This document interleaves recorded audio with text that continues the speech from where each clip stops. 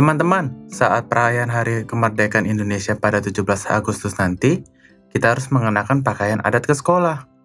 Baiklah Abdul, akan tetapi kenapa setiap sekolah mengenakan pakaian adat ya? Saat kita SMP juga seperti itu. Penggunaan pakaian adat dari daerah yang berbeda adalah salah satu upaya mewujudkan integrasi nasional karena keberagaman suku, agama, ras, dan budaya Indonesia, Andi. Hal tersebut mencerminkan bahwa kita menerima perbedaan yang ada dan bangga akan keberagaman yang kita miliki. Apakah yang dimaksud integrasi nasional? Apa saja syarat-syarat integrasi nasional? Bagaimana mewujudkan integrasi nasional? Mari kita simak penjelasannya berikut ini. Tahukah kalian bahwa Sumpah Pemuda tercipta karena perasaan senasib dan sepenanggungan yang dirasakan oleh para pemuda Indonesia? Perasaan senasib dan sepenanggungan ini diwujudkan dalam suatu ikrar bersama bernama Sumpah Pemuda yang diharapkan sebagai pengakuan terhadap kesamaan hak dan kewajiban, serta sebagai faktor pendorong dalam membentuk integrasi nasional. Integrasi nasional dapat diwujudkan dalam berbagai aspek kehidupan masyarakat, seperti keluarga, sekolah, lingkungan sekitar, serta berbangsa dan bernegara. Apa yang dimaksud integrasi nasional dan bagaimana mewujudkannya? Simak pembahasan selengkapnya berikut ini. Pertama, pengertian integrasi nasional. Integrasi nasional terdiri atas kata integrasi dan nasional. Integrasi berasal dari bahasa Inggris, yaitu integrate yang berarti menyatu padukan, menggabungkan, atau mempersatukan. Berdasarkan Kamus Besar Bahasa Indonesia, integrasi berarti pembauran hingga menjadi satu kesatuan yang bulat dan utuh. Nasional berasal dari bahasa Inggris, yaitu nation, yang berarti bangsa. Berdasarkan Kamus Besar Bahasa Indonesia, pemahaman integrasi nasional dijabarkan dalam dua sisi, yaitu secara politis dan antropologis. Secara politis, integrasi nasional berarti penyatuan berbagai kelompok budaya, sosial, suku, dan ras ke dalam kesatuan wilayah nasional yang membentuk suatu identitas nasional. Sebagai identitas nasional, integrasi bertujuan untuk membangun negara melalui proses pembagian kekuasaan di masyarakat dalam setiap proses pembuatan keputusan. Dengan demikian, politik memungkinkan lahirnya konstitusional atau undang-undang yang berfungsi untuk mengatur hidup bersama sehingga dapat mencapai tujuan negara, yaitu keadilan dan kesejahteraan bagi seluruh masyarakat. Secara antropologis, integrasi nasional berarti proses penyesuaian di antara unsur-unsur kebudayaan yang berbeda sehingga mencapai suatu keserasian fungsi dalam kehidupan masyarakat. Hal ini didasarkan pada keberagaman suku, agama, ras, dan budaya Indonesia. Dengan integrasi, setiap penduduk tidak hanya memiliki identitas lokal, tetapi yang utama adalah hidup sebagai orang Indonesia dengan identitas nasional. Misalnya, seorang yang berasal dari Medan tidak hanya memiliki identitas lokal sebagai orang Batak Toba, tetapi juga sebagai orang Indonesia yang bersatu dengan orang dari suku dan daerah lain. Selain pemahaman dari KBBI, terdapat beberapa pendapat para ahli tentang integrasi.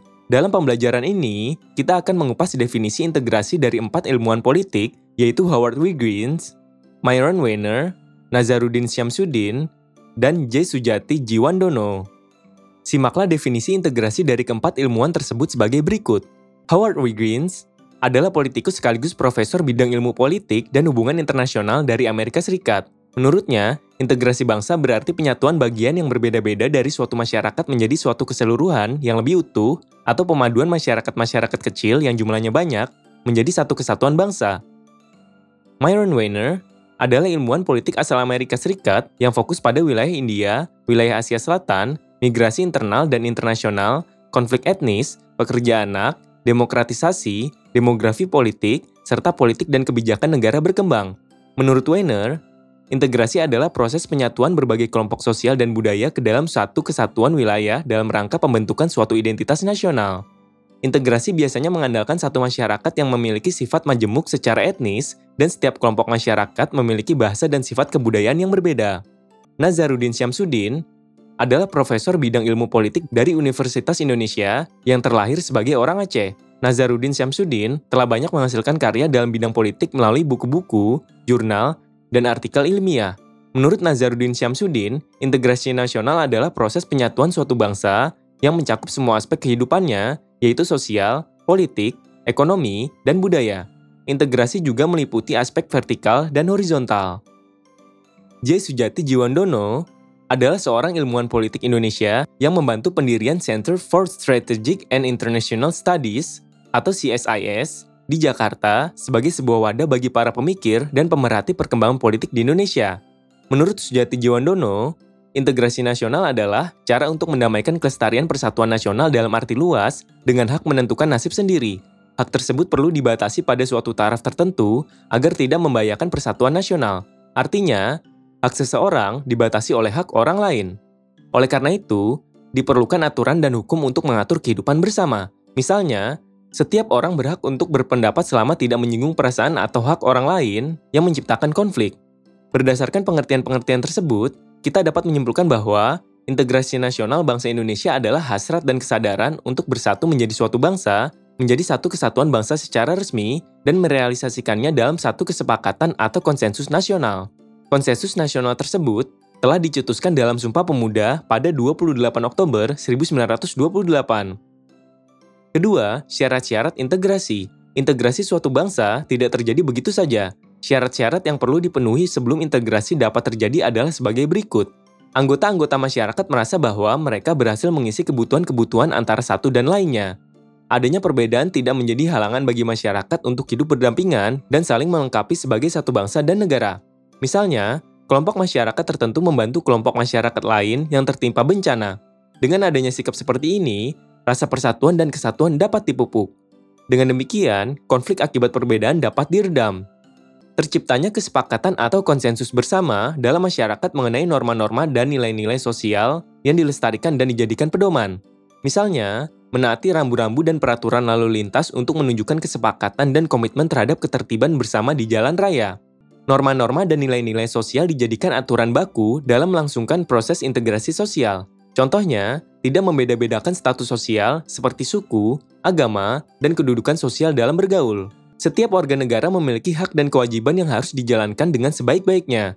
Hal ini tercantum dalam Undang-Undang Dasar Negara Republik Indonesia tahun 1945. Warga negara yang baik atau good citizen harus menggunakan hak dengan baik dan melaksanakan kewajiban agar tidak merugikan orang lain. Contohnya, menyalahgunakan hak pejalan kaki saat menyeberang, yaitu dengan mengabaikan tanda lampu sehingga dapat menyebabkan kecelakaan. Contoh lain pelanggaran kewajiban adalah tidak membayar pajak yang dapat merugikan negara dan berujung pada terhambatnya pembangunan. Pelanggaran terhadap hak seseorang akan menyebabkan terjadinya disintegrasi sehingga merugikan orang yang haknya dilanggar. Disintegrasi adalah keadaan tidak bersatu padu, terpecah belah, hilangnya keutuhan, dan persatuan atau perpecahan.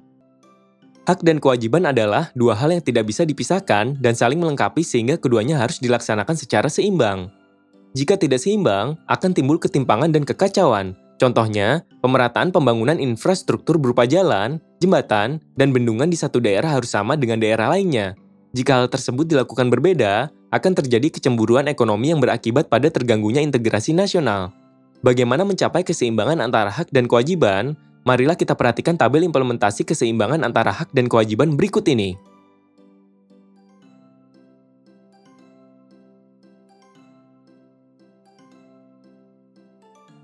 Selain keseimbangan hak dan kewajiban, salah satu tuntutan bagi warga negara adalah menjaga keutuhan dan integrasi nasional dalam bingkai Bhinneka Tunggal Ika. Pelaksanaan kewajiban tersebut terlihat pada anggota TNI yang bersedia ditempatkan di pulau-pulau terluar Indonesia demi menjaga keutuhan perbatasan negara. Dalam kehidupan sehari-hari, kita wajib mematuhi semua peraturan yang berlaku.